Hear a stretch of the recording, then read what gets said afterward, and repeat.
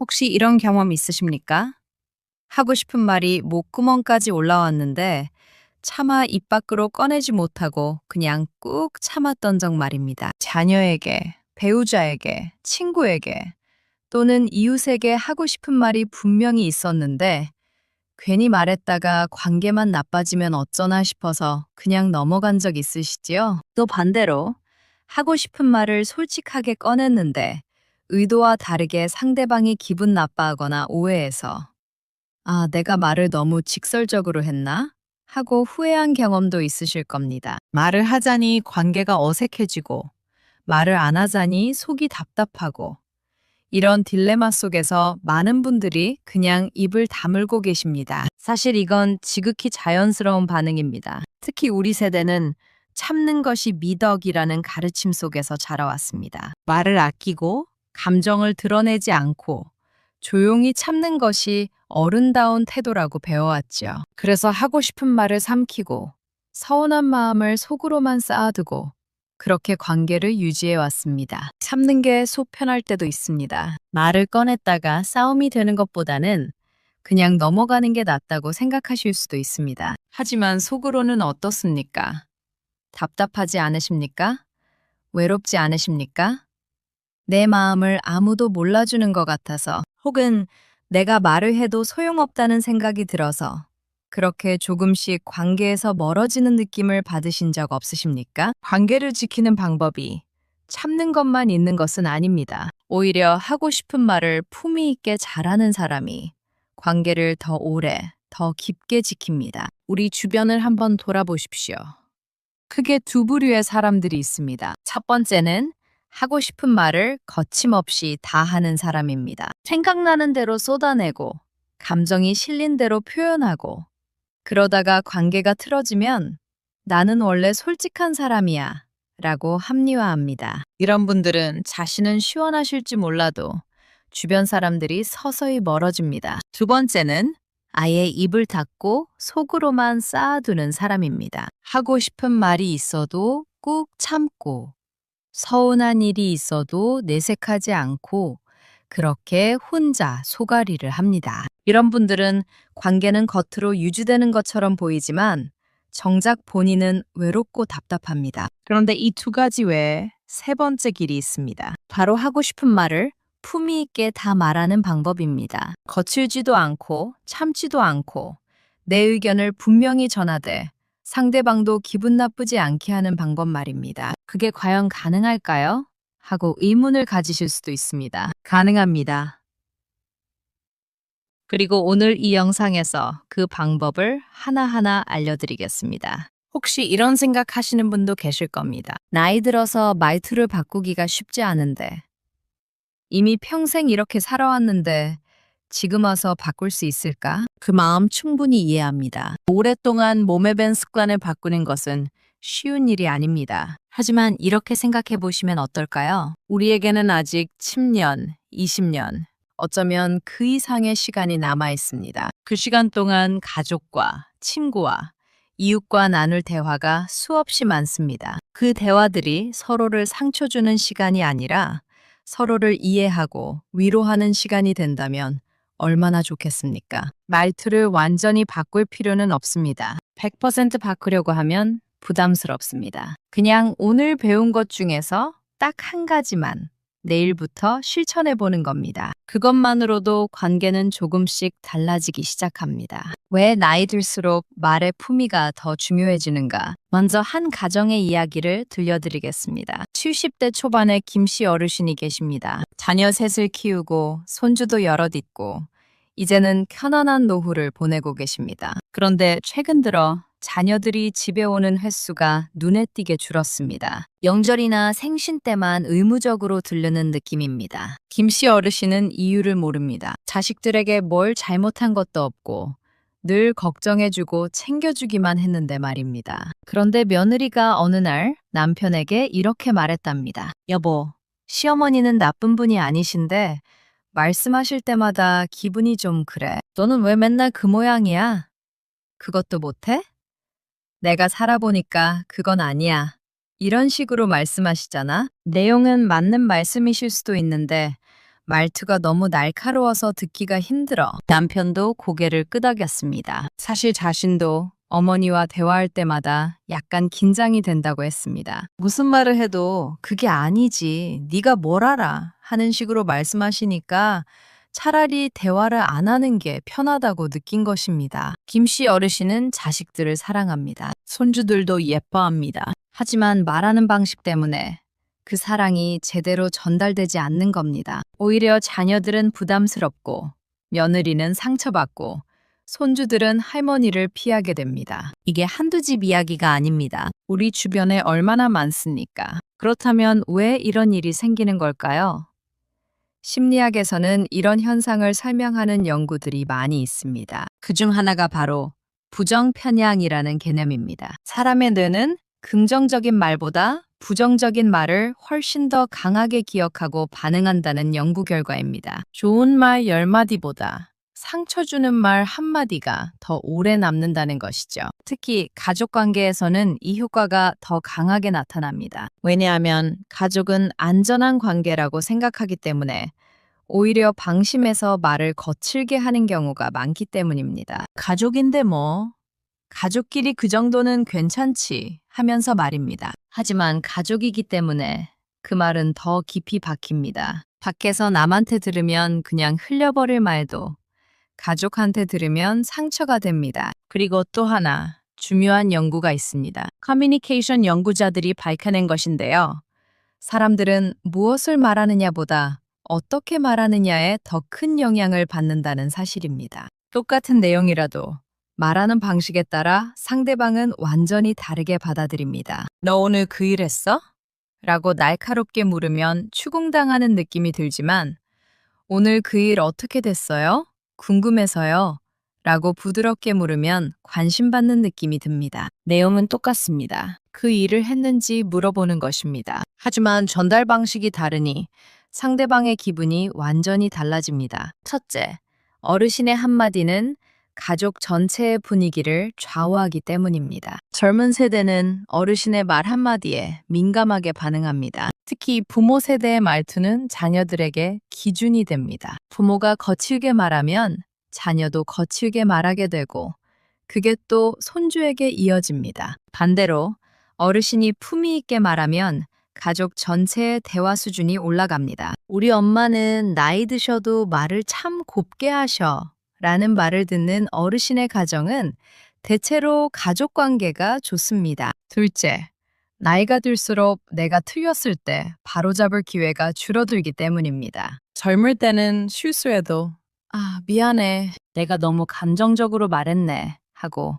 관계를 회복할 시간과 기회가 많습니다. 하지만 나이가 들면 한 번 틀어진 관계를 회복하기가 쉽지 않습니다. 특히 자녀들이 다 성인이 되고 각자의 삶이 바빠지면 자주 만나기도 어렵습니다. 그러니 한 번 만났을 때 나눈 대화가 다음 만남까지 오래 남습니다. 그 대화가 거칠었다면 다음 만남이 더 멀어집니다. 셋째, 말의 품위는 곧 그 사람의 품격을 보여주기 때문입니다. 나이 들어서까지 거칠게 말하는 사람은 저 사람은 나이만 먹었지 성숙하지 못했네? 하는 평가를 받습니다. 반대로 나이 들어서도 차분하고 품위 있게 말하는 사람은 저 어르신은 정말 멋지시다 하는 존경을 받습니다. 우리는 모두 존경받고 싶어 합니다. 가족에게, 친구에게, 이웃에게 말입니다. 그런데 그 존경은 거저 얻어지는 게 아닙니다. 말 한마디 한마디에서 나옵니다. 스토아 철학자 마르쿠스 아우렐리우스는 이렇게 말했습니다. 우리가 듣는 말에 상처를 받는 것이 아니라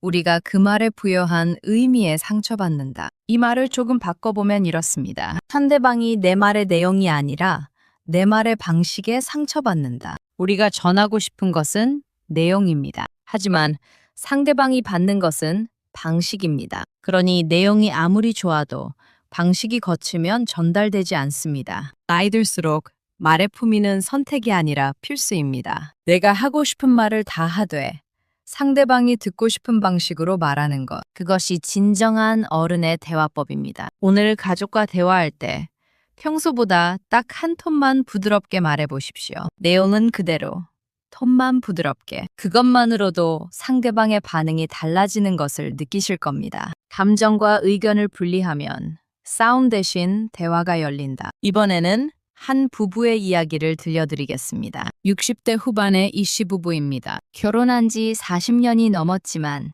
요즘 들어 작은 일로 자주 다툽니다. 며칠 전에는 이런 일이 있었습니다. 남편이 저녁 먹고 나서 설거지를 안 하고 그냥 소파에 앉아서 TV를 보고 있었습니다. 아내는 부엌에서 혼자 설거지를 하다가 참다 이렇게 말했습니다. 당신은 맨날 그래. 밥만 먹으면 나 몰라라 하고 누워있기만 하지. 평생 그렇게 살았어. 나는 당신 밥하는 기계야? 남편은 기분이 상했습니다. TV 보다가 갑자기 폭탄을 맞은 기분이었습니다. 그래서 이렇게 대답했습니다. 또 시작이네? 당신도 맨날 그러잖아. 작은 일 가지고 호들갑 떨고. 나 오늘 피곤해서 좀 쉬는 건데 그것도 못하게 해? 그렇게 둘은 말다툼을 했고 결국 서로 화가 난 채로 각자 방으로 들어가 버렸습니다. 그날 밤 둘 다 잠을 설쳤습니다. 다음날 아침 아내는 생각했습니다. 어제 내가 너무 감정적으로 말한 것 같아. 사실 나는 그냥 남편이 설거지 좀 도와줬으면 좋겠다는 말을 하고 싶었던 건데 이게 무슨 문제였을까요? 아내가 전하고 싶었던 것은 설거지 좀 도와줘 라는 의견이었습니다. 하지만 실제로 나온 말은 당신은 맨날 그래. 평생 그랬어. 나는 당신 기계야? 같은 감정이었습니다. 의견은 사라지고 감정만 남았습니다. 그러니 남편은 무엇을 고쳐야 할지 모릅니다. 그냥 공격받았다는 느낌만 듭니다. 심리학에서는 이런 대화 방식을 당신, 메시지라고 부릅니다. 당신은 뭐뭐해. 당신은 항상 뭐뭐 하잖아. 처럼 상대방을 주어로 삼아서 비난하는 방식입니다. 반대로 효과적인 대화 방식은 나, 메시지입니다. 나는 뭐뭐하게 느꼈어. 나는 뭐뭐 했으면 좋겠어처럼 내 감정과 내 바람을 중심으로 말하는 방식입니다. 미국의 심리학자 토마스 고든이 개발한 이 개념은 수많은 연구를 통해 그 효과가 입증되었습니다. 나 메시지를 사용하면 상대방은 방어적으로 반응하지 않고 내 말에 귀 기울이게 된다는 것입니다. 왜 그럴까요? 당신 메시지는 상대방을 피고석에 앉힙니다. 네가 잘못했어 라는 느낌을 주니까 상대방은 자연스럽게 변명하고 반격합니다. 하지만 나 메시지는 내 마음을 공유합니다. 나는 이렇게 느꼈어 라고 말하니까 상대방은 아, 내가 그런 느낌을 주었구나 하고 이해하게 됩니다. 왜 감정과 의견을 분리하는 것이 중요할까요? 첫째, 감정이 섞이면 의견이 전달되지 않기 때문입니다. 화가 나서 소리를 지르면 상대방은 내 말의 내용을 듣는 게 아니라 내 감정에만 반응합니다. 왜 저렇게 화를 내지? 라고 생각하지. 무슨 말을 하는 거지? 라고 생각하지 않습니다. 둘째, 사실과 해석을 분리해야 오해가 줄어들기 때문입니다. 당신은 맨날 그래 는 해석입니다. 실제 사실은 오늘 저녁에 설거지를 안 했다입니다. 해석을 던지면 싸움이 되고 사실을 말하면 대화가 됩니다. 셋째, 상대방에게 변명이 아니라 행동 변화의 기회를 주기 때문입니다. 당신은 맨날 그래 라고 하면 상대방은 나 그렇게 안 해. 지난주에는 설거지 했잖아 하고 변명합니다. 하지만 나는 혼자 설거지할 때 외롭게 느껴져 라고 하면 상대방은 아, 그럼 다음부터는 같이 할게 하고 변화를 약속합니다. 그리스의 철학자 에픽테토스는 이렇게 말했습니다. 사람들을 괴롭히는 것은 사건 그 자체가 아니라 그 사건에 대한 그들의 판단이다. 이 말을 대화에 적용하면 이렇습니다. 상대방을 화나게 하는 것은 내가 한 행동 자체가 아니라 내가 그 행동을 어떻게 표현하느냐이다. 설거지를 안 한 것은 사실입니다. 하지만 그것을 당신은 맨날 그래 라고 판단하고 표현하면 싸움이 됩니다. 오늘 설거지를 혼자 하니까 좀 외로웠어 라고 사실과 감정을 분리해서 표현하면 대화가 됩니다. 싸움은 감정에서 시작되고 대화는 사실에서 시작됩니다. 하고 싶은 말이 있을 때 먼저 한 박자 쉬고 지금 내가 감정을 말하고 있는지 의견을 말하고 있는지 구분해 보십시오. 오늘 누군가에게 불만이 생기면 너는 왜 뭐뭐해? 라고 말하기 전에 나는 뭐뭐하게 느꼈어 로 바꿔서 말해 보십시오. 그 한 문장만 바꿔도 대화의 결과가 완전히 달라질 것입니다. 이번에는 한 어머니와 딸의 이야기입니다. 60대 중반의 박 씨. 어머니는 30대 딸과 함께 살고 있습니다. 딸은 직장 생활을 하며 바쁜 나날을 보내고 있습니다. 최근 어머니는 딸이 너무 늦게까지 일하고 주말에도 쉬지 않고 일하는 모습이 걱정됩니다. 어느 날 저녁, 딸이 또 야근을 하고 밤 10시가 넘어서 퇴근했습니다. 어머니는 거실에서 기다리고 있다가 딸이 들어오자마자 이렇게 말했습니다. 또 이 시간에 들어와? 맨날 그렇게 늦게까지 일해서 몸 버리게? 회사가 뭐가 그렇게 중요해서? 딸은 피곤한 상태에서 이 말을 듣자 짜증이 났습니다. 엄마, 나도 어쩔 수 없어. 일이 많아서 그래. 이해 좀 해줘. 하고는 방으로 들어가 버렸습니다. 어머니는 서운했습니다. 걱정해서 한 말인데 딸은 짜증만 내고 들어갔습니다. 이런 일이 반복되면서 둘 사이의 대화는 점점 줄어들었습니다. 며칠 후 어머니는 친구에게 이 이야기를 했습니다. 친구가 이렇게 조언했습니다. 그렇게 걱정되면 말을 좀 다르게 해봐. 딸이 들어왔을 때 왜 또 늦었어?가 아니라 오늘 힘들었지. 엄마가 따뜻한 차 한 잔 줄까? 이렇게 시작해봐. 그리고 나서 천천히 네 걱정을 이야기하는 거야. 어머니는 다음 날 그렇게 해봤습니다. 딸이 늦게 들어왔을 때 힘들었지. 차 한 잔 마실래?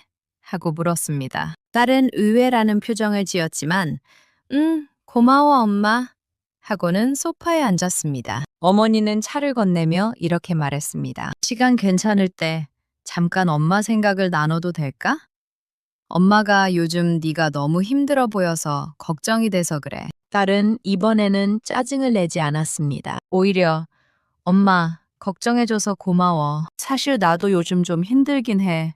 하고는 자기 이야기를 꺼내기 시작했습니다. 어머니는 깨달았습니다. 내용은 같았습니다. 딸의 건강을 걱정하는 마음. 하지만 첫 문장이 달랐습니다. 또 이 시간에 들어와? 와, 시간 괜찮을 때 잠깐 엄마 생각을 나눠도 될까?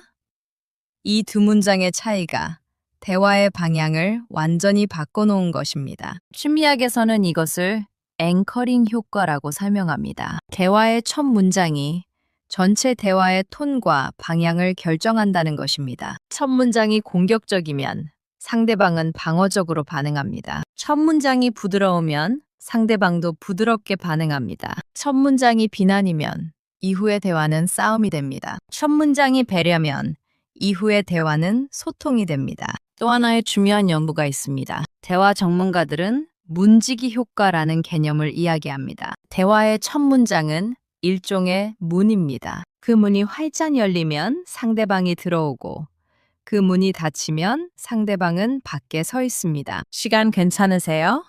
라고 물으면 상대방은 문을 열고 들어올 준비를 합니다. 내 말 좀 들어봐 라고 하면 상대방은 문 앞에서 주저합니다. 왜 첫 문장이 그렇게 중요할까요? 첫째, 첫 문장은 상대방의 마음을 여는 열쇠이기 때문입니다. 사람은 처음 몇 초 안에 이 사람이 나를 공격하려는가, 이해하려는가를 판단합니다. 그 판단은 첫 문장에서 나옵니다. 둘째, 첫 문장은 내가 어떤 사람인지를 보여주기 때문입니다. 내 말 좀 들어봐 라고 시작하는 사람은 나의 의견이 중요하다는 메시지를 줍니다. 시간 괜찮으세요? 라고 시작하는 사람은 당신의 시간과 기분도 중요하다는 메시지를 줍니다. 셋째, 첫 문장은 대화의 프레임을 잡기 때문입니다. 프레임이란 틀입니다. 또 이 시간에 들어와? 라고 하면 대화는 비난 프레임에 갇힙니다. 오늘 힘들었지? 라고 하면 대화는 공감 프레임에 놓입니다. 이제 제가 여러분께 대화를 부드럽게 여는 황금 첫 문장 5가지를 알려드리겠습니다. 이 5문장은 각기 다른 상황에서 사용할 수 있고 모두 상대방의 마음을 여는 효과가 있습니다. 황금 첫 문장 1.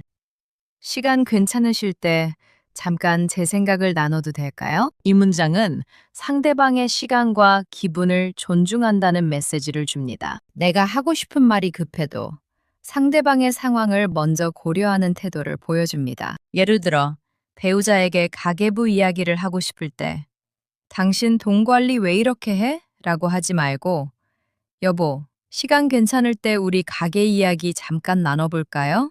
라고 말해보십시오. 상대방은 준비할 시간을 얻고 마음도 덜 방어적이 됩니다. 황금 첫 문장, 트.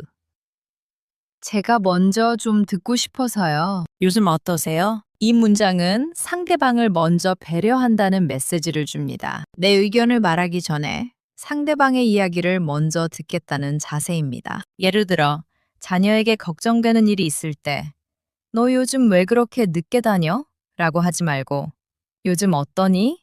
엄마한테 이야기 좀 들려줄래?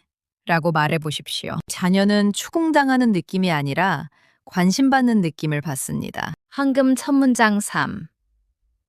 제가 오해한 게 있을 수도 있는데요.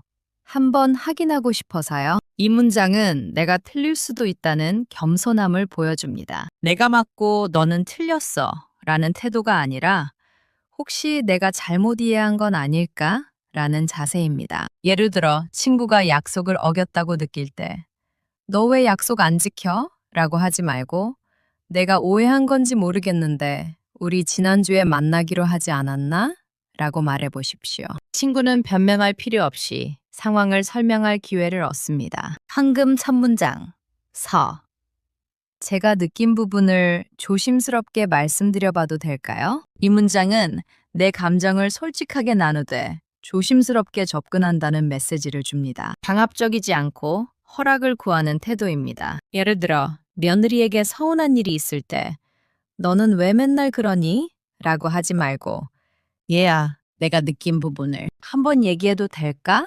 라고 말해보십시오. 며느리는 공격받는다고 느끼지 않고 시어머니의 마음을 이해하려고 합니다. 황금 첫 문장 5. 제가 더 잘 지내고 싶어서 드리는 말씀인데요. 이 문장은 내 의도가 비난이 아니라 관계 개선이라는 것을 분명히 합니다. 내가 너를 혼내려는 게 아니라 우리가 더 좋은 관계를 만들고 싶어서 하는 말이야. 라는 뜻입니다. 예를 들어 손주에게 조언을 하고 싶을 때 너 그렇게 살면 안 돼. 라고 하지 말고 할머니가 너랑 더 가까이 지내고 싶어서 하는 말인데 요즘 할머니가 네 생각이 좀 나더라. 라고 말해보십시오. 손주는 할머니의 잔소리가 아니라 사랑을 느낍니다. 로마의 철학자 세네카는 이렇게 말했습니다. 말은 짧고 힘차게 하되 그 안에 많은 것이 담기게 하라. 황금 첫 문장들이 바로 그렇습니다. 문장은 짧지만 그 안에 배려, 겸손, 존중, 사랑이 담겨 있습니다. 그래서 상대방의 마음을 엽니다. 대화의 첫 문장은 문을 여는 열쇠입니다. 이 5가지 황금 첫 문장 중에서 상황에 맞는 것을 골라 사용해 보십시오. 처음에는 어색할 수 있습니다. 하지만 몇 번 연습하면 자연스럽게 나오게 됩니다. 오늘 누군가에게 이야기를 꺼낼 때 이 5문장 중 하나를 사용해 보십시오. 종이에 적어서 지갑에 넣어 두셔도 좋습니다. 그리고 상대방의 반응이 어떻게 달라지는지 지켜보십시오. 관계를 서서히 무너뜨리는 절대로 하면 안 되는 첫 문장 3가지. 이번에는 한 시아버지와 며느리의 이야기입니다. 70대 초반의 최 씨 어르신은 며느리와 한 집에서 살고 있습니다. 며느리는 직장도 다니고 아이도 키우느라 매일 바쁩니다. 최 씨 어르신은 며느리가 집안일을 제대로 못하는 것 같아서 늘 불만입니다. 어느 날 저녁, 거실이 좀 어질러져 있었습니다. 아이 장난감도 여기저기 흩어져 있고 소파에는 빨래가 개지지 않은 채로 쌓여 있었습니다. 최 씨 어르신은 며느리를 불러서 이렇게 말했습니다. 내 말 좀 들어봐. 이게 뭐야? 집이 이 모양이야? 왜 항상 그렇게 해? 집안일도 제대로 못해? 내가 살아보니까 말이야. 여자가 집을 이렇게 하면 안 돼. 며느리는 속으로 한숨이 나왔습니다. 또 시작이네? 오늘 직장에서 힘든 일이 있었고 아이가 아파서 병원도 다녀왔고 그래서 집안일을 미뤄둔 것인데 시아버지는 그런 사정은 알지도 못하고 또 이런 말씀을 하십니다. 며느리는 죄송합니다. 제가 오늘 좀 바빠서 그랬어요. 라고 대답했지만 마음속으로는 이 집에서 더 이상 못 살겠다는 생각이 들었습니다. 그리고 그날 저녁 남편에게 여보, 우리 나가서 살자고 말했습니다. 최씨 어르신은 이해할 수 없었습니다. 자기는 그냥 집안일 좀 잘하라고 충고한 것뿐인데 며느리는 왜 그렇게 예민하게 반응하는지 모르겠습니다. 하지만 며느리 입장에서는 그 충고가 폭력처럼 느껴졌습니다. 왜냐하면 시아버지가 사용한 세 문장 때문입니다. 내 말 좀 들어봐. 왜 항상 그렇게 해? 내가 살아보니까 말이야. 이 세 문장은 관계를 서서히 무너뜨립니다. 당장 관계가 깨지는 것은 아니지만 매번 이 문장을 들을 때마다 상대방은 작은 상처를 입습니다. 그리고 그 상처가 쌓이고 쌓이면 어느 날 관계가 무너집니다. 심리학에서는 이것을 누적 스트레스 효과라고 설명합니다. 한 번의 큰 사건보다 반복되는 작은 부정적 경험이 관계에 더 치명적이라는 연구 결과입니다. 예를 들어, 한 번 크게 싸우는 것보다 매일 작은 잔소리를 듣는 것이 관계를 더 빨리 망가뜨립니다. 왜냐하면 큰 싸움은 화해할 수 있지만 매일 반복되는 작은 상처는 화해할 기회조차 없기 때문입니다. 특히 특정 문장이 반복되면 그 문장만 들어도 상대방은 조건반사적으로 마음의 문을 닫습니다. 또 그 말이네, 또 시작이네 하면서 말입니다. 그럼 이제 절대로 하면 안 되는 첫 문장 3가지를 하나씩 분석해 보겠습니다. 금지 첫 문장 1.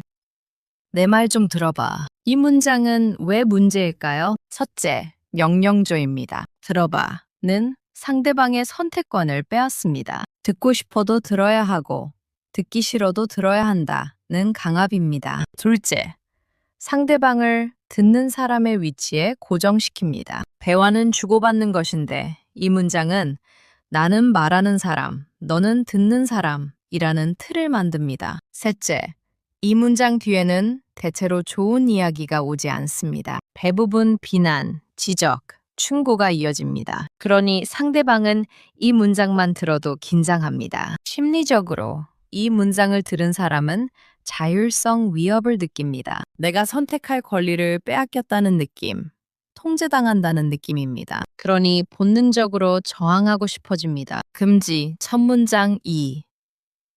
왜 항상 그렇게 해? 이 문장은 왜 문제일까요? 첫째, 항상이라는 단어가 과장입니다. 사실 상대방이 항상 그런 것은 아닙니다. 가끔, 어쩌다 그런 것입니다. 하지만 항상이라고 하면 상대방은 나는 항상 그렇지 않아? 라고 반발합니다. 둘째, 이 문장은 상대방을 잘못된 사람으로 규정합니다. 너가 하는 행동은 잘못했어가 아니라 너는 늘 그래. 너라는 사람 자체가 그래.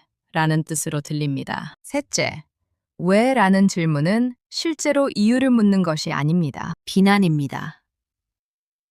상대방이 아무리 이유를 설명해도 들어주지 않을 겁니다. 그냥 그래도 그건 아니지 라고 할 테니까요. 심리적으로 이 문장을 들은 사람은 일반화 공격을 당했다고 느낍니다. 한 번의 실수가 나라는 사람 전체의 문제로 확대되는 느낌입니다. 금지 첫 문장 3. 내가 살아보니까 말이야. 이 문장은 왜 문제일까요? 첫째, 상대방의 경험을 무시합니다. 내가 살아봤으니까 나는 알아. 너는 안 살아봤으니까 너는 몰라. 라는 뜻입니다. 상대방도 자기 나름대로 살아봤는데 그걸 인정받지 못하는 기분입니다. 둘째, 이 문장 뒤에는 대체로 정답 강요가 옵니다. 내가 살아보니까 이게 맞아. 너는 내 말대로 해. 라는 식입니다. 상대방은 자기 선택권을 빼앗깁니다. 셋째, 이 문장은 세대 차이를 무기로 사용합니다. 나이가 많다는 것은 경험이 많다는 것이지 항상 옳다는 것은 아닙니다. 하지만 이 문장은 나이 많은 내가 맞고 너는 틀렸어 라는 논리를 강요합니다. 심리적으로 이 문장을 들은 사람은 무력감을 느낍니다. 어차피 내 말은 안 통해.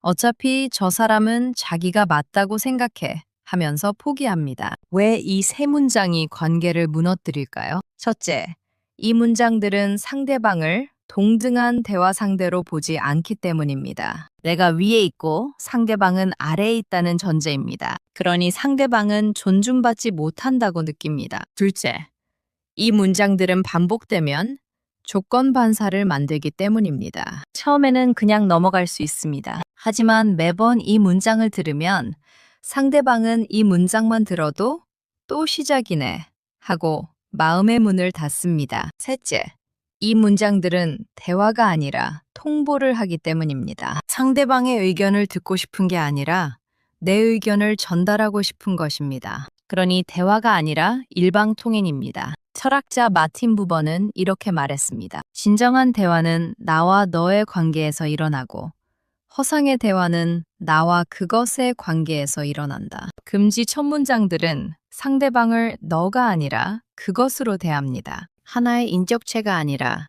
내 말을 들어야 하는 대상으로 취급합니다. 그러니 진정한 대화가 일어나지 않습니다. 이 세 문장은 천천히, 확실하게 관계를 무너뜨립니다. 한 번 쓴다고 큰일 나는 것은 아니지만 반복되면 돌이킬 수 없습니다. 오늘부터 이 세 문장을 입 밖에 내기 전에 한번 멈추십시오. 오늘 하루 동안 이 세 문장을 의식적으로 피해 보십시오. 대신 앞에서 배운 황금 첫 문장 5가지를 사용해 보십시오. 처음에는 어색하지만 상대방의 반응이 달라지는 것을 느끼실 겁니다. 감정 실리지 않게 말하는 단정한 표현 공식, 사실, 감정, 요청입니다. 이번에는 한 부부의 또 다른 이야기입니다. 60대 후반의 김 씨 부부는 주말마다 등산을 다닙니다. 그런데 최근 몇 주째 남편이 등산을 가자고 하면 아내가 거절합니다. 핑계를 대고 안 가려고 합니다. 남편은 이해할 수 없었습니다. 아내는 원래 등산을 좋아했는데 왜 갑자기 안 가려고 하는지 모르겠습니다. 그래서 이렇게 물었습니다. 당신 왜 요즘 등산 안 가려고 해? 전에는 좋아했잖아. 나랑 가는 게 싫어진 거야? 아내는 대답하지 않았습니다. 아니야. 그냥 요즘 몸이 좀 피곤해서 라고만 했습니다. 그런데 며칠 후 아내가 친구에게 이런 이야기를 했습니다. 사실은 남편이랑 등산 갈 때마다 서운해. 남편은 앞만 보고 씩씩 올라가고 나는 뒤에서 혼자 힘들게 따라가는데 남편은 한 번도 뒤돌아보지 않아. 정상에 올라가서도 자기 혼자 사진만 찍고 나는 같이 가는 의미가 없다는 생각이 들어서 그냥 안 가는 게 낫겠다 싶어. 친구가 물었습니다. 그럼 남편한테 그렇게 말해봤어? 아내가 대답했습니다. 어떻게 말해? 당신은 나한테 관심도 없어. 이렇게 말하면 싸움만 될 것 같아서 그냥 참는 거지. 친구가 조언했습니다. 그렇게 말하지 말고 차분하게 사실과 감정을 나눠서 말해봐. 예를 들어서, 여보, 우리 등산 갈 때 당신은 앞만 보고 가잖아. 나는 뒤에서 혼자 따라갈 때 외롭더라. 다음에는 같이 천천히 걸으면 좋겠어. 이렇게 말해보는 거야. 아내는 며칠 후 남편에게 그렇게 말해봤습니다. 비난하지 않고, 감정을 실지 않고, 차분하게 말입니다. 여보, 우리 등산 갈 때 말이야. 당신은 앞에서 빠르게 가고 나는 뒤에서 따라가잖아. 나는 그럴 때 좀 외롭더라고. 다음에 등산 갈 때는 우리 같이 천천히 걸으면 안 될까? 남편은 깜짝 놀랐습니다. 그랬어? 나는 전혀 몰랐네. 미안해. 다음부터는 같이 걸을게. 당신 속도에 맞춰서. 그 후로 부부는 등산을 다시 즐기기 시작했습니다. 남편은 아내와 나란히 걸으며 이야기도 나누고 중간에 쉬기도 하고 사진도 함께 찍었습니다. 아내는 더 이상 등산이 부담스럽지 않았습니다. 당신은 나한테 관심도 없어 라고 말하면 그건 감정입니다. 그것도 공격적인 감정입니다. 남편은 방어하고 반박할 것입니다. 하지만 당신은 앞에서 빠르게 가고 나는 뒤에서 따라가잖아 는 사실입니다. 부정할 수 없는 현실입니다. 나는 그럴 때 외롭더라고 는 감정입니다. 하지만 공격이 아니라 나눔입니다. 같이 천천히 걸으면 안 될까? 는 요청입니다. 명령이 아니라 제안입니다. 심리학에서는 이것을 비폭력 대화라고 부릅니다. 마셜 로젠버그라는 심리학자가 개발한 대화 방식입니다. 이 방식의 핵심은 4가지 단계입니다. 1. 관찰, 객관적 사실을 말한다. 2. 느낌, 내 감정을 표현한다. 3. 욕구, 내가 원하는 것을 밝힌다. 4.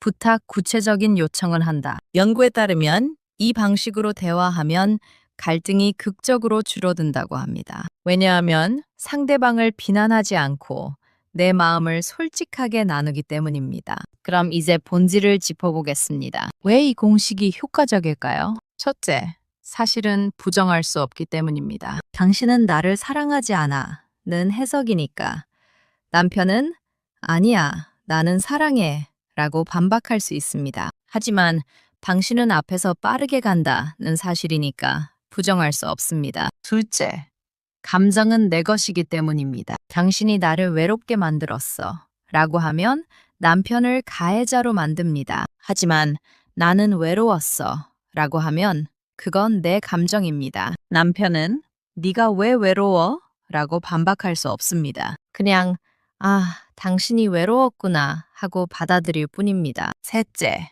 요청은 선택권을 주기 때문입니다. 당신은 이렇게 해야 해 라고 하면 명령입니다. 하지만 이렇게 하면 안 될까? 라고 하면 제안입니다. 상대방은 강요당한다고 느끼지 않고 스스로 결정할 수 있습니다. 이 공식의 비밀은 간단합니다.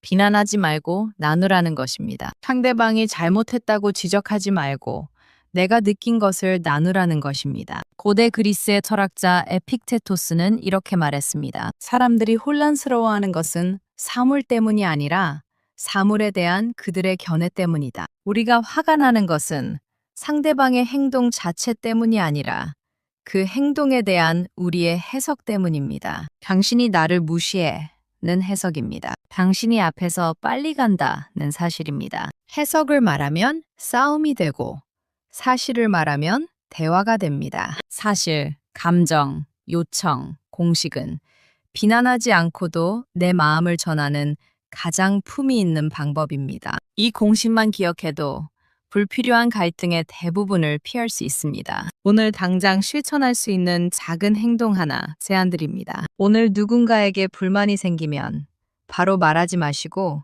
잠깐 멈추십시오. 그리고 종이에 세 줄을 써보십시오. 사실 한 줄, 감정 한 줄, 요청 한 줄. 그걸 보면서 차분하게 말해보십시오. 그것만으로도 대화는 완전히 달라질 것입니다. 예민한 주제를 꺼낼 때 쓰는 완충 문장의 힘. 이번에는 한 어머니와 딸의 금전 문제 이야기입니다. 60대 중반의 조 씨. 어머니는 30대 후반의 딸이 걱정입니다. 딸이 최근 사업을 시작했는데 적지 않은 빚을 지고 있다는 소문을 들었습니다. 어머니는 딸에게 이 이야기를 꺼내고 싶지만 돈 문제는 민감해서 어떻게 말을 꺼내야 할지 고민입니다. 첫 번째 시도에서 어머니는 이렇게 말했습니다. 너 요즘 사업 때문에 빚 많이 졌다며. 네가 그럴 줄 알았어. 엄마가 처음부터 말렸잖아. 이제 어떻게 할 거야? 딸은 얼굴이 굳었습니다. 엄마, 누가 그런 말 했어요? 제 일에 신경 끄세요. 하고는 화를 내며 나가버렸습니다. 어머니는 속상했습니다. 걱정해서 한 말인데 딸은 오히려 화를 냅니다. 며칠 후 어머니는 친구에게 조언을 구했습니다. 친구가 이렇게 말했습니다. 그렇게 직접적으로 말하면 딸이 방어하게 돼. 민감한 주제일수록 천천히 조심스럽게 접근해야 해. 먼저 완충 문장을 넣는 거야. 예를 들어서 엄마가 오해 없이 말하고 싶어서 조심스럽게 꺼내는 건데 이렇게 시작하는 거지. 어머니는 다시 딸에게 이야기를 꺼냈습니다. 이번에는 다르게 말입니다. 딸아, 엄마가 오해 없이 말씀드리고 싶어서 조심스럽게 꺼내는 건데 요즘 네 사업이 좀 힘들다는 이야기를 들었어. 엄마는 네가 혼자 고민하고 있을까 봐 걱정돼서 그래. 이야기하다가 불편하면 언제든 멈춰도 괜찮으니까. 엄마한테 네 상황 좀 이야기해 줄 수 있을까? 이번에는 딸의 반응이 달랐습니다. 조금 망설이다가 엄마, 사실 요즘 좀 힘들어요. 혼자 고민했는데 엄마한테 말하니까 좀 나은 것 같아요. 라고 말하며 자기 상황을 털어놨습니다. 무엇이 달라졌을까요? 내용은 비슷했습니다. 하지만 접근 방식이 완전히 달랐습니다. 첫 번째는 직격탄이었습니다. 너 빚 많이 졌다며?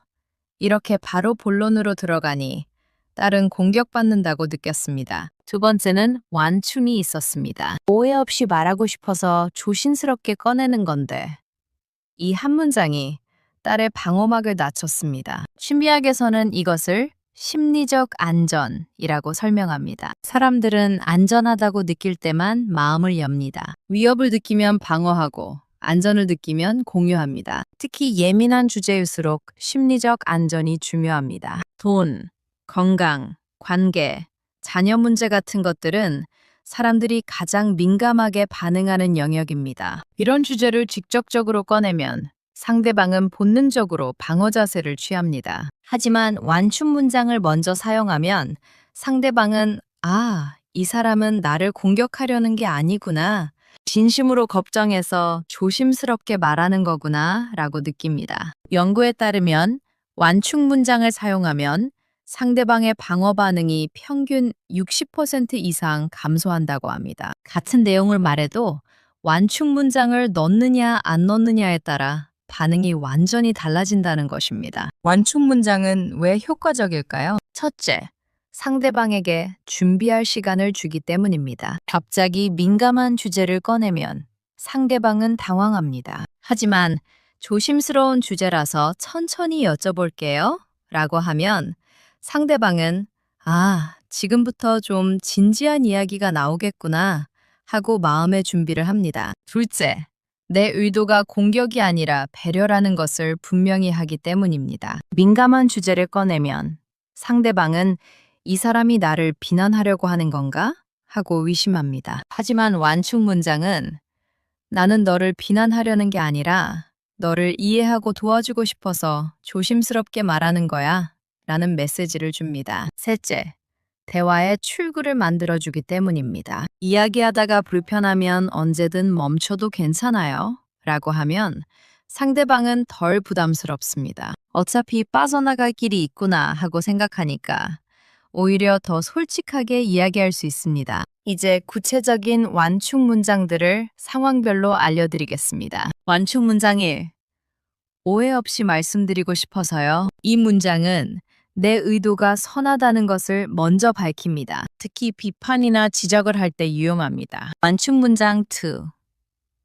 제가 조심스러운 주제라 천천히 여쭤볼게요. 이 문장은 이 주제가 민감하다는 것을 나도 안다는 메시지를 줍니다. 상대방은 나를 이해하는 사람이라고 느낍니다. 완충 문장 3.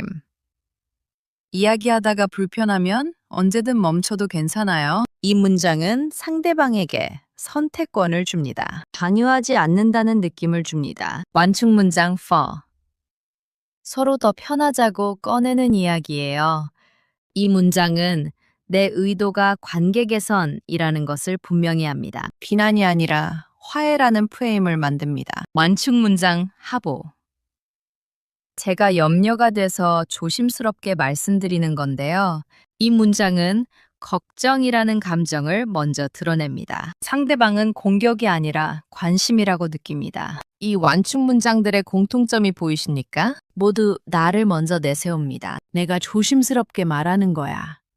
내가 염려가 돼서, 내가 오해 없이 말하고 싶어서. 이렇게 나를 먼저 말하면 상대방은 공격받는다고 느끼지 않습니다. 그리고 모두 부드럽고 겸손한 톤입니다. 명령이나 단정이 아니라 제안이나 부탁의 형식입니다. 스토아 철학자 세네카는 이렇게 말했습니다. 어려운 것을 말할 때는 더욱 부드럽게 말하라. 부드러움이 진실을 전달하는 가장 강력한 힘이다. 완충 문장이 바로 그 부드러움입니다. 딱딱한 진실을 부드럽게 포장해서 상대방이 받아들일 수 있게 만드는 것입니다. 예민한 주제일수록 완충 문장이 필요합니다. 직격탄을 날리지 말고 먼저 완충제를 깔아두십시오. 그것만으로도 대화의 결과가 완전히 달라집니다. 오늘 당장 실천할 수 있는 작은 행동 하나 제안드립니다. 오늘 누군가에게 민감한 이야기를 꺼내야 한다면 본론에 들어가기 전에 완충 문장 하나를 먼저 사용해 보십시오. 위에서 소개한 5문장 중 하나를 골라서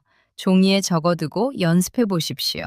그리고 실제 대화에서 사용해 보십시오. 말의 품위는 내용보다 속도와 호흡에서 나온다. 이번에는 한 할아버지와 손주의 이야기입니다. 70대 초반의 한 시할아버지는 중학생 손주와 함께 살고 있습니다. 손주가 시험을 망쳤다는 소식을 듣고 할아버지는 손주를 불러서 이야기를 했습니다. 야, 너 시험 망쳤다며? 공부 열심히 안 하더니 그렇게 됐지. 이제 어떻게 할 거야? 이러다가 대학도 못 가겠네. 너 이래도 괜찮아? 할아버지는 빠르게 숨 돌릴 틈도 없이 한꺼번에 말을 쏟아냈습니다. 손주는 고개를 숙이고 아무 말도 하지 않았습니다. 할아버지는 내 말 듣고 있어? 라고 다그쳤고 손주는 네 하고만 대답했습니다. 그런데 며칠 후 손주가 엄마에게 이렇게 말했습니다. 엄마, 할아버지가 말씀하실 때 너무 무서워. 내용은 맞는 말씀이신데 말씀하시는 게 마치 화내시는 것처럼 느껴져서 듣기가 힘들어. 며느리는 할아버지에게 조심스럽게 이 이야기를 전했습니다. 할아버지는 의아했습니다. 나는 화낸 게 아니라 그냥 말한 건데? 며느리가 설명했습니다. 아버님은 말씀하실 때 너무 빠르게 하세요. 그리고 쉬지 않고 계속 말씀하시니까 듣는 사람은 압박감을 느껴요. 같은 말씀이라도 조금 천천히, 중간중간 쉬면서 하시면 손주도 훨씬 편하게 들을 것 같아요. 할아버지는 다음번에 손주와 대화할 때 의식적으로 천천히 말해봤습니다. 손주야, 할아버지가 너랑 이야기 좀 하고 싶어서. 시험 결과 들었는데 할아버지는 네가 속상할까 봐 걱정이야. 할아버지한테 네 마음 이야기해 줄 수 있을까? 손주는 이번에는 고개를 들고 할아버지를 바라봤습니다. 그리고 할아버지, 사실 저도 속상해요. 열심히 했는데 결과가 안 좋아서요. 라고 자기 이야기를 꺼냈습니다. 할아버지는 깨달았습니다. 내용은 같았습니다. 하지만 속도와 호흡이 달랐습니다. 빠르고 숨가쁘게 말하면 다그치는 느낌이고 천천히 쉬면서 말하면 걱정하는 느낌이었습니다. 심리학에서는 이것을 언어 외적 요소라고 부릅니다. 말의 내용이 아니라 말하는 방식이 의미를 만든다는 것입니다. 연구에 따르면 사람들은 타인의 감정을 판단할 때 말의 내용보다 목소리의 톤, 속도, 높낮이에 더 많이 의존한다고 합니다. 심리학자 앨버트 메라비언의 유명한 연구에서는 의사소통에서 내용은 7%, 목소리는 38%, 몸짓은 55%의 영향을 미친다고 밝혔습니다. 물론 이 수치를 절대적으로 받아들일 필요는 없지만 중요한 것은 어떻게 말하느냐가 무엇을 말하느냐만큼, 아니 때로는 더 중요하다는 사실입니다. 특히 속도는 듣는 사람에게 강한 인상을 줍니다. 빠르게 말하면 급하고 날카로운 느낌을 주고 천천히 말하면 침착하고 안정적인 느낌을 줍니다. 또 호흡, 즉 쉼표도 중요합니다. 쉬지 않고 계속 말하면 상대방은 숨이 막힙니다. 중간에 반박자씩만 쉬어도 상대방은 내 말을 소화할 시간을 얻습니다. 그리고 톤, 즉 목소리의 높낮이와 끝맺음도 중요합니다. 문장 끝을 날카롭게 올리면 추궁하는 느낌이고 부드럽게 내리면 이해하는 느낌입니다. 그렇다면 왜 속도와 호흡이 그렇게 중요할까요? 첫째, 속도는 감정을 드러내기 때문입니다. 빠르게 말하면 초조하거나 화난 감정이 느껴지고 천천히 말하면 차분하고 배려하는 감정이 느껴집니다. 내가 화가 나지 않았어도 빠르게 말하면 상대방은 이 사람 화났네 하고 느낍니다. 둘째, 호흡은 상대방에게 공간을 주기 때문입니다. 쉬지 않고 말하면 상대방은 끼어들 틈이 없습니다.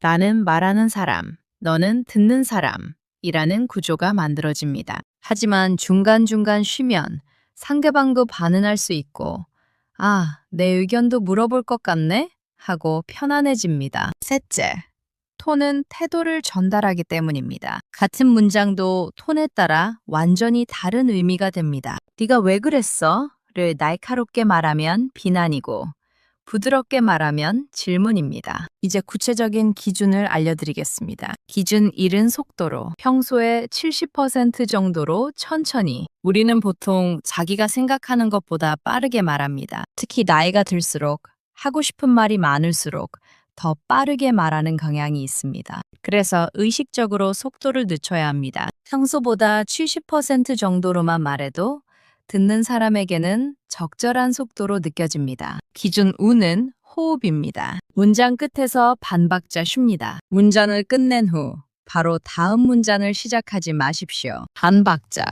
1초 정도 쉬십시오. 그 짧은 쉼이 상대방에게는 생각할 시간을 주고 나에게는 다음 말을 정리할 시간을 줍니다. 기준 스림은 톤으로 문장 끝을 부드럽게 내려주는 느낌으로 말합니다. 문장의 끝을 어떻게 마무리하느냐가 전체 인상을 결정합니다. 끝을 올리면 추궁하는 느낌이고 끝을 내리면 이해하는 느낌입니다. 중국의 고대 철학자 노자는 이렇게 말했습니다. 서두르지 말고 천천히 가면 오히려 빨리 도착한다. 말도 마찬가지입니다. 빨리 말해서 빨리 전달되는 것이 아닙니다. 오히려 천천히 말해야 상대방이 제대로 듣습니다. 빨리 말하면 상대방은 반발하고 천천히 말하면 상대방은 수용합니다. 말의 품위는 속도와 호흡에서 나옵니다. 아무리 좋은 내용도 빠르고 거칠게 말하면 품위가 떨어집니다. 평범한 내용도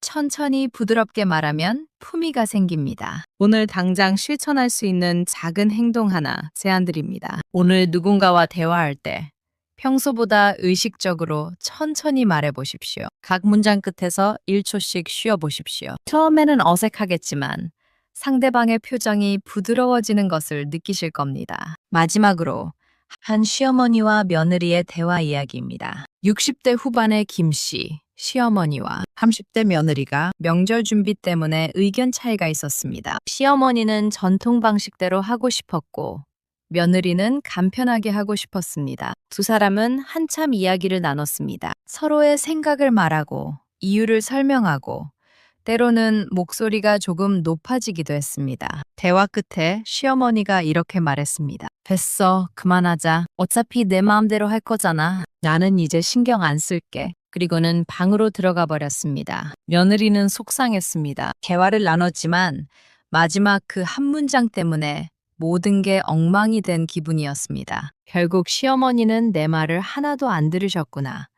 다음부터는 아예 대화하지 말아야겠다 하는 생각이 들었습니다. 며칠 후 시어머니는 친구 모임에서 이 이야기를 했습니다. 한 친구가 이렇게 조언했습니다. 그럴 때 마지막 한마디가 중요해. 됐어, 그만하자로 끝내면 며느리는 시어머니가 화나셨구나 하고 느껴. 대신에 그래도 이야기해서 다행이다. 서로 생각을 알게 됐잖아. 이렇게 마무리하면 며느리는 대화가 도움이 됐구나 하고 느껴. 다음에 또 의견 차이가 있을 때 시어머니는 다르게 마무리해 봤습니다. 대화 끝에 시어머니가 이렇게 말했습니다. 얘야, 오늘 우리 이야기 나눠줘서 고마워. 네 생각도 들을 수 있어서 시어머니는 좋았어. 완전히 똑같이 생각하지는 않지만 그래도 네 마음은 알게 된 것 같아. 앞으로도 이렇게 솔직하게 얘기하면 좋겠다. 며느리는 깜짝 놀랐습니다. 그리고 미소를 지었습니다. 어머님,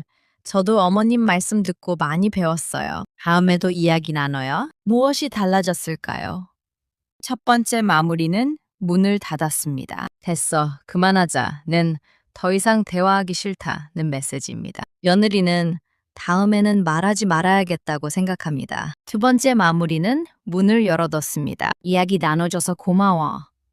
앞으로도 이렇게 얘기하면 좋겠다는 다음에도 대화하자는 메시지입니다. 며느리는 다음에도 말씀드려야겠다고 생각합니다. 심리학에서는 이것을 최신 효과라고 설명합니다. 사람들은 대화의 중간 내용보다 마지막 말을 더 강하게 기억한다는 연구 결과입니다. 1시간 동안 좋은 대화를 나눴어도 마지막 한 문장이 부정적이면 전체 대화가 부정적으로 기억됩니다. 반대로 대화 중간에 약간의 갈등이 있었어도 마지막 한 문장이 긍정적이면 전체 대화가 긍정적으로 기억됩니다. 또 다른 중요한 개념은 종결 욕구입니다. 사람들은 대화가 애매하게 끝나는 것을 싫어합니다. 명확한 마무리를 원합니다. 우리 대화가 도움이 됐는가?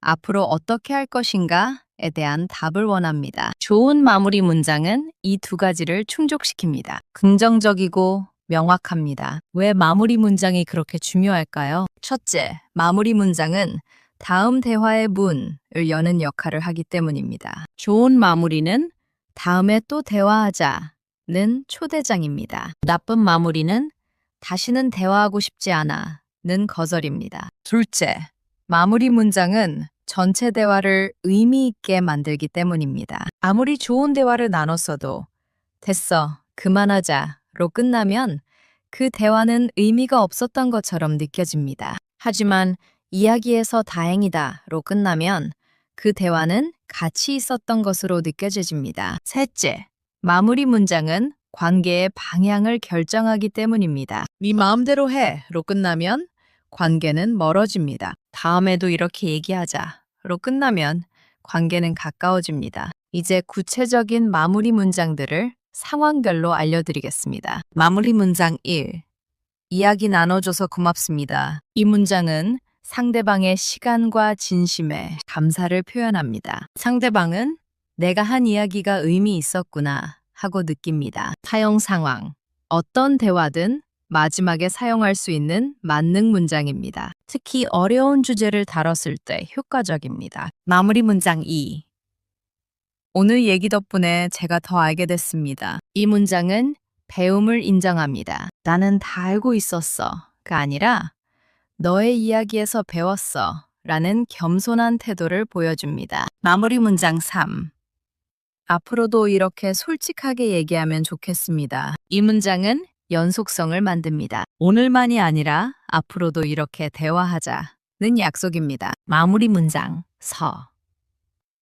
오늘 대화가 우리에게 도움이 된 것 같아요. 이 문장은 대화의 가치를 확인합니다. 우리가 쓴 시간이 헛되지 않았다는 긍정적 평가입니다. 마무리 문장 5. 다음에도 이런 이야기 편하게 나눠요. 이 문장은 심리적 안전을 만듭니다. 다음에도 부담 없이 말해도 돼 라는 허락입니다. 이 마무리 문장들의 공통점이 보이십니까? 모두 긍정적입니다. 부정이나 비난이 아니라 감사나 기대를 담고 있습니다. 모두 미래지향적입니다. 과거를 후회하거나 현재를 비난하는 것이 아니라 앞으로를 기대합니다. 모두 관계 강화적입니다. 관계를 멀어지게 하는 것이 아니라 가까워지게 합니다. 아리스토텔레스는 이렇게 말했습니다. 우리는 우리가 반복적으로 하는 행동의 결과이다. 그러므로 탁월함은 행동이 아니라 습관이다. 좋은 마무리 문장도 습관입니다. 한번 잘 마무리한다고 관계가 완전히 바뀌는 것은 아닙니다. 하지만 매번 잘 마무리하면 그것이 습관이 되고 그 습관이 관계를 바꿉니다. 대화는 마지막 문장으로 기억됩니다. 아무리 좋은 대화도 나쁜 마무리로 망칠 수 있고 어려운 대화도 좋은 마무리로 살릴 수 있습니다. 오늘부터 대화를 마무리할 때 한 문장을 더 신경 쓰십시오. 오늘 당장 실천할 수 있는 작은 행동 하나 제안드립니다. 오늘 누군가와 대화를 마칠 때 위에서 소개한 5문장 중 하나를 선택해서 사용해 보십시오. 처음에는 의식적으로 해야 하지만 몇 번 반복하면 자연스럽게 나오게 될 것입니다. 오늘 우리는 하고 싶은 말을 다 하면서도 품위를 지키는 대화법에 대해 이야기를 나눴습니다. 긴 시간 함께 해주셔서 정말 고맙습니다. 이 모든 것을 한 문장으로 정리하면 이렇습니다. 하고 싶은 말을 다 하는 것과 상대를 상처 주지 않는 것은 동시에 가능합니다. 많은 분들이 둘 중 하나를 선택해야 한다고 생각하십니다. 내 의견을 말하려면 상대방이 상처받을 수밖에 없고 상대방을 배려하려면 내 의견을 참아야 한다고요. 하지만 그것은 오해입니다. 오늘 우리가 배운 방법들을 사용하면 내 의견을 분명히 말하면서도 상대방을 존중할 수 있습니다. 솔직하면서도 품이 있을 수 있습니다. 직설적이면서도 부드러울 수 있습니다. 물론 처음부터 완벽하게 할 수는 없습니다. 오랫동안 몸에 밴 말투를 바꾸는 것은 쉬운 일이 아닙니다. 가끔은 실수할 수도 있고 옛날 방식으로 돌아갈 수도 있습니다. 그래도 괜찮습니다. 완벽을 추구할 필요는 없습니다. 오늘 배운 것 중에서 딱 한 가지만 내일부터 실천해 보는 것으로 충분합니다. 그러면 그 한 가지만으로도 상대방의 반응이 달라질 것입니다. 그리고 그 달라진 반응이 여러분에게 용기를 줄 것입니다. 아, 이렇게 말하니까 확실히 다르네. 다음에도 이렇게 해봐야겠다 하면서 말입니다. 그렇게 하나씩, 조금씩, 천천히 바꿔가면 됩니다. 1년 후에는, 10년 후에는 어떻게 달라져 있을까요? 가족들이 우리 어머니는 정말 품이 있으시다. 우리 아버지는 말씀을 참 곱게 하셔. 라고 말할 것입니다. 친구들이 그 사람과 이야기하면 마음이 편해진다고 말할 것입니다. 이웃들이 저 어르신은 정말 존경스럽다고 말할 것입니다. 그리고 무엇보다 여러분 자신이 자랑스러울 것입니다. 나는 나이 들어서도 계속 성장하고 있다. 나는 더 나은 사람이 되어가고 있다. 는 자부심을 느끼실 것입니다. 마지막으로 한 가지만 더 말씀드리겠습니다. 여러분의 말하기를 자책하지 마십시오. 나는 평생 이렇게 살아왔는데 이제 와서 뭘 바꿔? 나는 너무 늦었어. 라고 생각하지 마십시오. 그런 생각이 들 때마다 이렇게 말해 보십시오.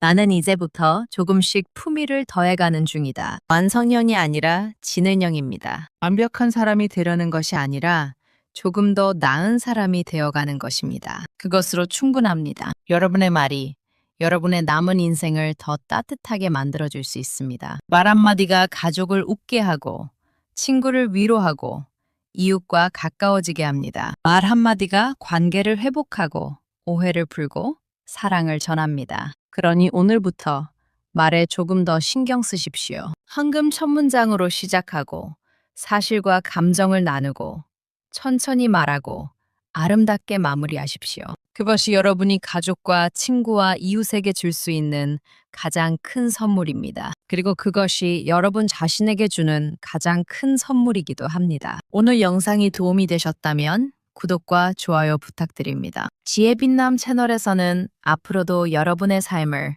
더 품위 있고 따뜻하게 만들어 드릴 수 있는 이야기들을 계속 준비하겠습니다. 여러분의 인생 가운데 지혜가 빛나는 그날까지 지혜빛남이 함께하겠습니다. 긴 시간 함께해 주셔서 다시 한번 감사드립니다. 오늘 영상이 여러분의 대화에 그리고 여러분의 관계에 작은 도움이 되었기를 바랍니다. 건강하시고 행복하십시오.